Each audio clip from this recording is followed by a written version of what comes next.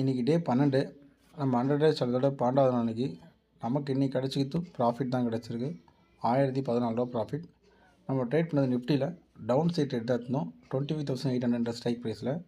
So எடுத்ததுக்கான காரணம் பார்த்திங்கன்னா, market first 5 minutes candle பாருங்கள் எவ்வளோ பெரிய டவுன் போயிட்டு மேலே எடுத்துருக்கான். அதுக்கப்புறம் பார்த்திங்கன்னா மார்க்கெட் அப்படியே அப்பு போகிற மாதிரி போனால், பட் எனக்கு நம்பிக்கை இல்லை, எனக்கு அப்போ போகுன்ற நம்பிக்கை இல்லை. ஏன்னா பெருசாக பார்த்திங்கன்னா இந்த ஸ்ட்ரைக்குக்கு மேலே ஒரு இந்த கேண்டிலுக்கு மேலே மூவ்மெண்ட் வந்து பெருசாக இல்லவே இல்லை. ஸோ இங்கே ஒரு ரெசிஸ்டன்ஸ் ஜோன் இருக்குன்றதை நான் அண்டர்ஸ்டாண்ட் பண்ணேன்.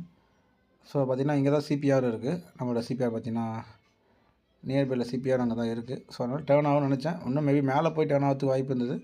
பட் டேர்ன் ஆனதால் எடுத்துட்டேன். ஓகே, இந்த ஸ்ட்ரைக்கில் எடுத்தோம், இந்த ப்ளஸ் இருக்கலாம் இதில் எடுத்தோம், இங்கே செல் பண்ணிட்டோம்.